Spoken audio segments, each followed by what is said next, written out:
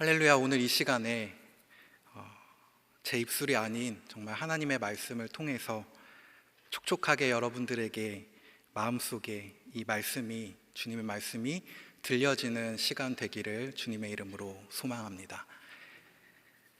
여러분, 제가 설교를 시작하면서 혹시 여러분들이 또 졸리실까봐 제가 퀴즈를 하나 가져왔습니다. 우리 화면에 한번 띄워보겠습니다. 참고로 이 그림은 몇 주 전에 어떤 강연 프로그램에서 뇌 인지와 관련된 주제로 나왔던 그림인데요. 이 그림 속에서 이제 여러분들이 한 물체를 찾아보는 것입니다. 숨은 그림 찾기죠. 여러분, 이 그림 속에 무엇이 보이십니까? 정답을 한번 찾아보시기 바랍니다. 분명히 무언가 있습니다.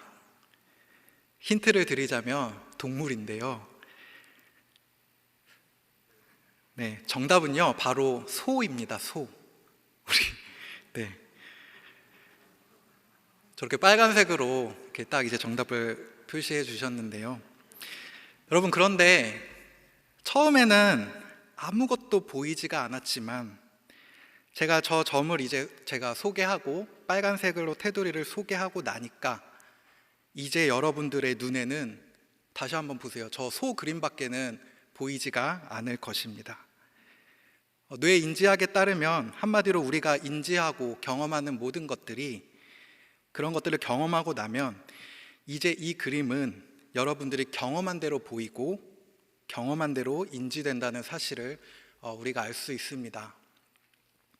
여러분, 그런데 신앙도 마찬가지입니다. 신앙은 우리가 믿고 경험한 대로 생성됩니다. 여러분, 우리의 신앙이 처음에는 갈 길을 알지 못하고 우왕좌왕 하다가도 또 저 소 그림처럼 하나님이 나에게 정답을 콕 집어서 알려주신다면, 하나님이 나에게 정답을 경험시켜 주신다면 이제 우리는 하나님밖에 보이지 않는 놀라운 신앙의 경험을 하게 될 것입니다. 저는 교회에서 다양한 부서에서 찬양에 또 자리가 주어져서 찬양의 자리를 섬기고 있습니다.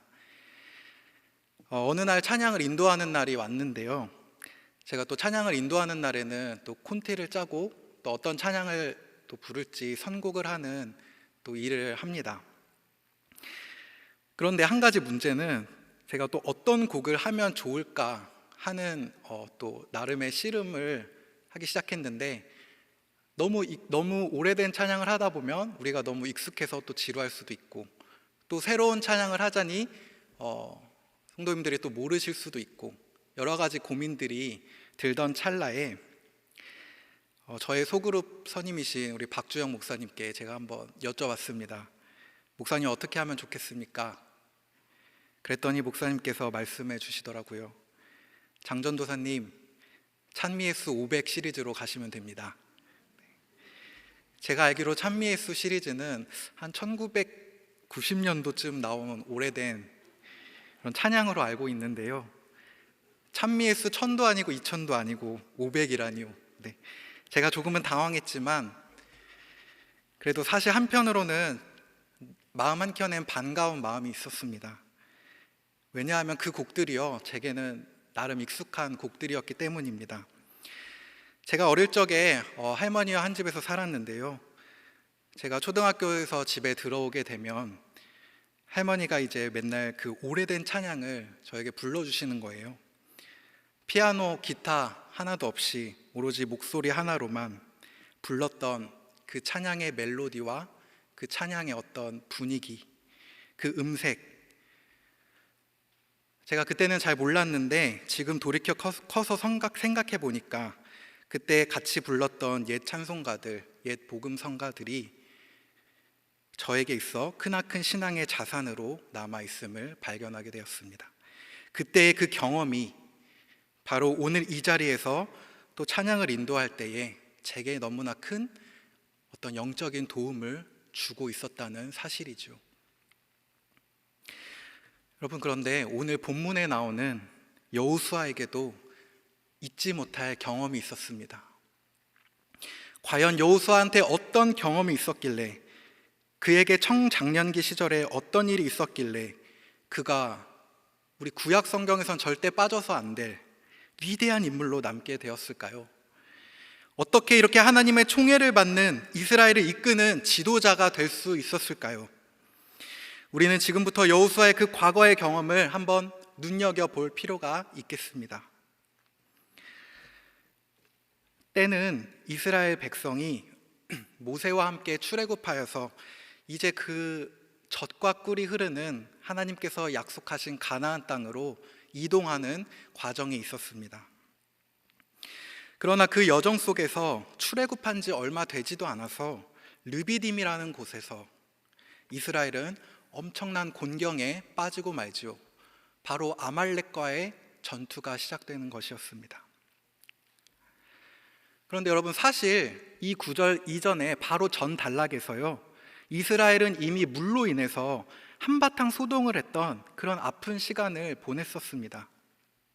그런데 설상가상으로 또 아말렉과의 전투가 이어지게 되는 건데요, 이 아말렉은 제가 찾아보니까 물이 풍성한 목초지를 찾아 떠돌며 다녔던 유목하는 족속들이라고 합니다.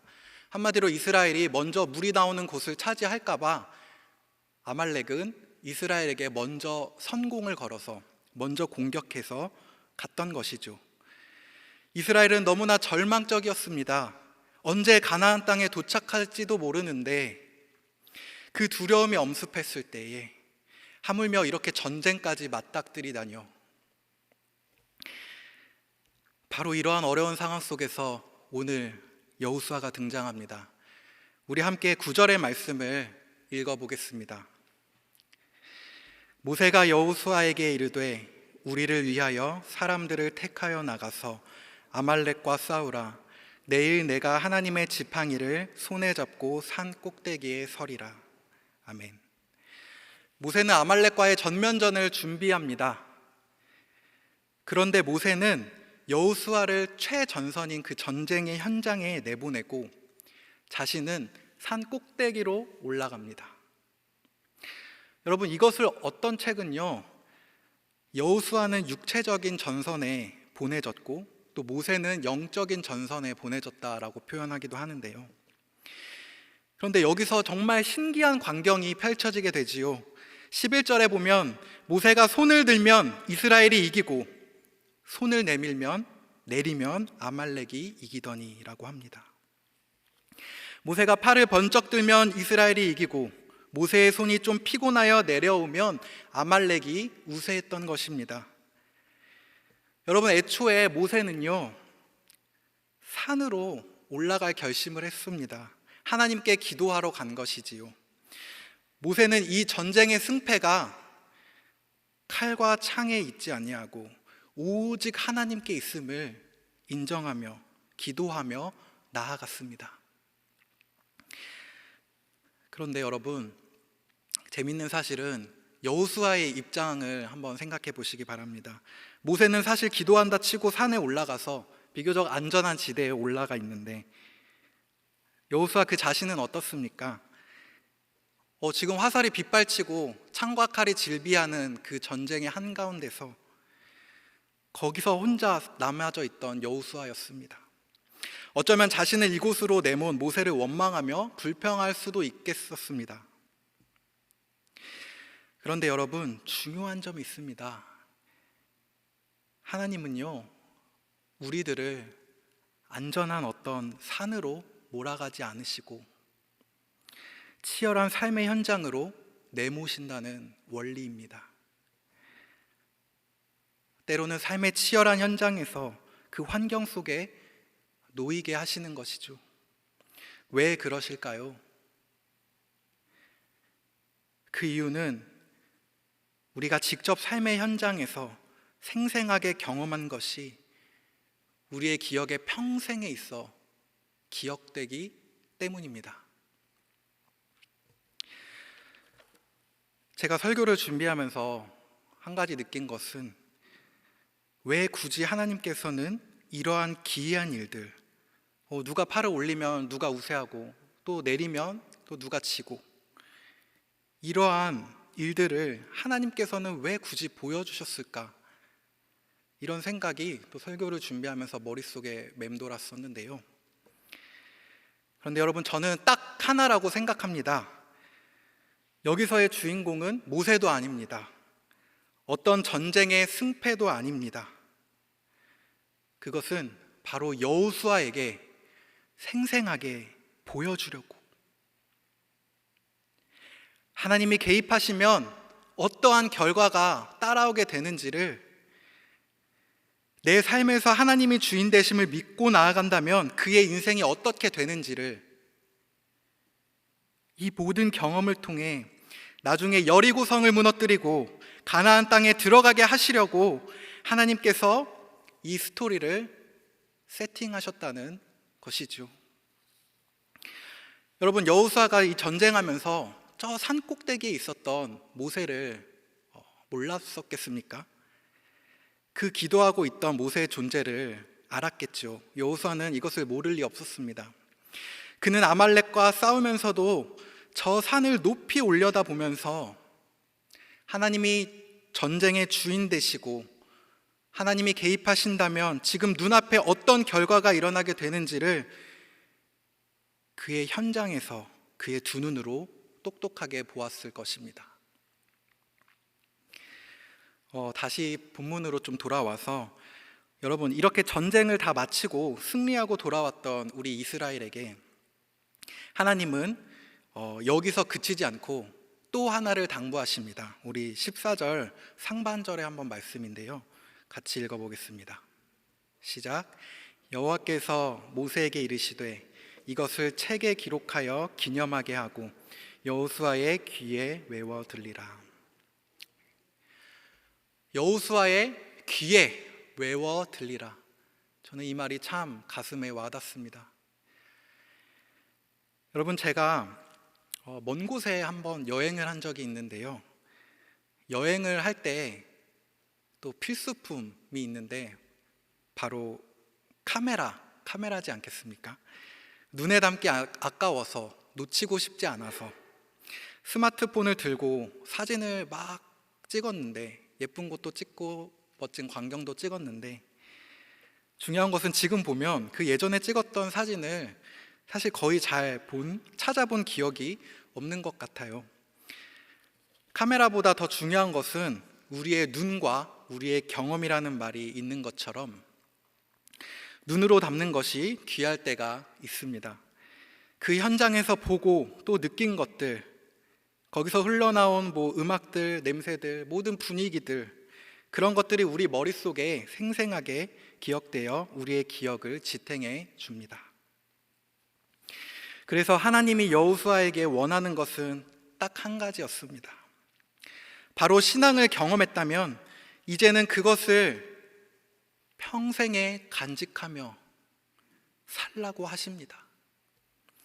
어떻게 기억합니까? 귀에 외워 들리라는 것입니다. 여러분, 이 들리라라는 단어는요, 들려주어라, 히브리어로 말하면 외심이라고 합니다. 이 귀는 또 히브리어로 빼오즈네라고 하는데요, 귀에 외워 들리라 하면 빼오즈네 외심이라는 표현을 씁니다. 그런데 이것은 일종의 히브리어 관용구로서, 이것은 귀에 못이 박힐 정도로 어떤 것을 주입하다라는 그런 원어를 가지고 있다고 합니다.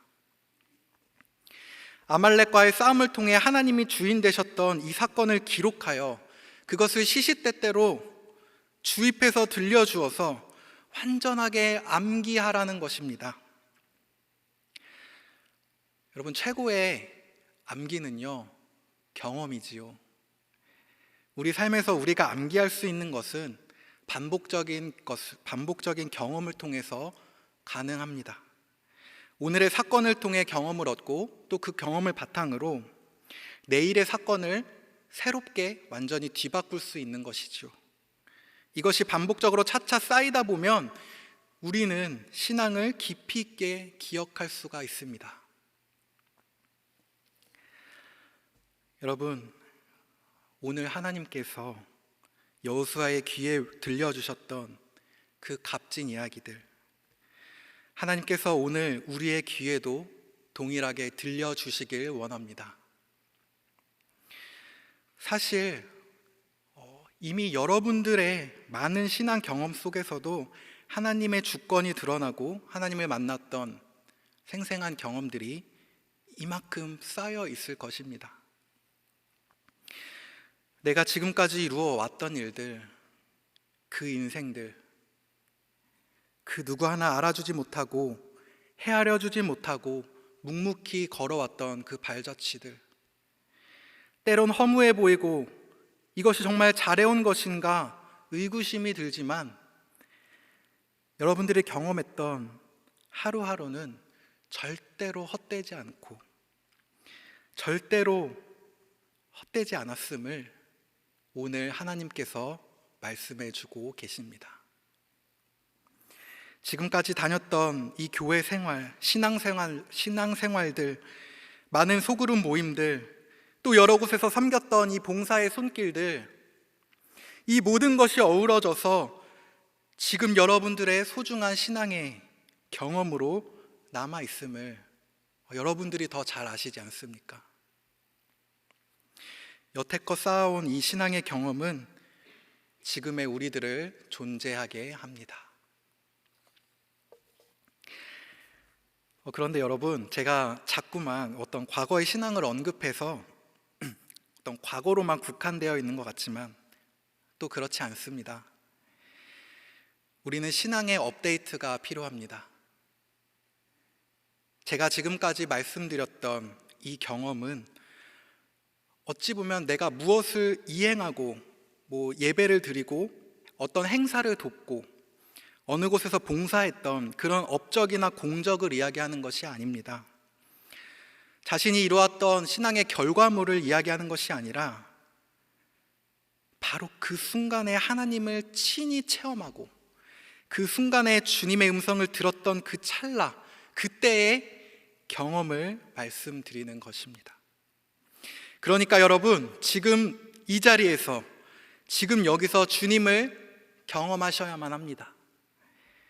여호수아의 귀에 외워지고 들려졌던 하나님의 음성은 비단 아말렉과의 전투뿐만이 아니었습니다. 여호수아는 유년기, 청년기, 어른, 할아버지가 되어서까지 매일의 새로운 음성을 하나님께로부터 업데이트하여 들었을 것입니다. 반복해서 매일 들었다는 것이지요. 여러분, 아까도 얘기했지만 이 귀에 외워 들리라라는 이 표현을요, 제가 또 궁금해서 킹 제임스 영어 버전으로 한번 살펴보니까요, 리헐스라는 단어를 쓰더라고요. 저는 처음에 리헐스라길래 뭔가 다시 듣는 건가 싶었는데요, 그것이 아니라 고어의 의미를 보니까 리헐스는 반복해서 훈련하다라는 뜻을 지니고 있더라고요. 우리가 명사형으로 익히 잘 아는 리허설의 동사형인 것이죠. 어떤 일을 할 때 미리 반복해서 열심히 준비하는 것을 리허설이라고 하는데 오늘 그 동사인 리헐스를 킹 제임스 버전에서는 여호수아의 귀에 리허스해라, 반복해서 외워 들리라라고 말씀해 주고 있습니다. 여러분, 제가 교회에서 토요일에 피택자 교육을 함께 섬기고 있는데요, 이 교육 중에 아주 중요한 한 가지가 있습니다. 바로 한 달에 한 구절씩 암송하여 외우는 것인데요, 이렇게 매주 새벽에 나와서 큐티도 하고 교육을 받고 또 암송 구절이 이렇게 막 잘 외워지지는 않지만 끝끝내 다 외우시는 우리 집사님들을 보면서 참 마음에 울림이 있었습니다. 집에 앉아 있을 때든지 길을 갈 때든지 누워 있을 때든지 일어날 때든지 이 말씀을 정말 강론하며 외우는 것 같았습니다.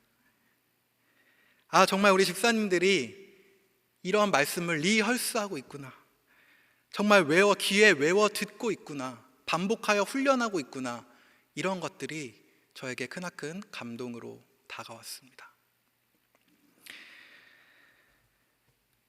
이제 말씀을 맺으려 합니다. 여러분, 지금 여기 이 현장에서 우리는 반복해서 하나님의 말씀을 들어야 합니다. 이 자리에서 주님을 새롭게 경험해야만 합니다.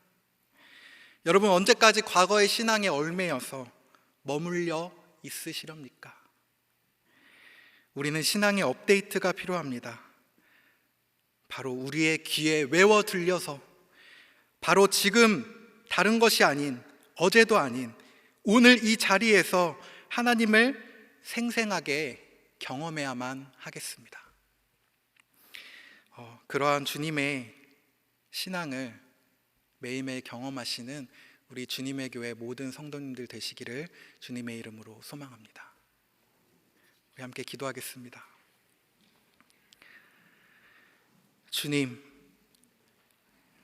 매일의 연약한 우리를 불쌍히 여겨주시고 넘어지면 다시 일으켜주시고 부족한 신앙이 있다면 생생한 경험으로 채워주사 이제 하나님을 내 평생의 주로 고백하며 살아가는 저희들 되게 인도하여 주시옵소서. 감사드리며 예수님의 이름으로 기도드립니다. 아멘. 아멘.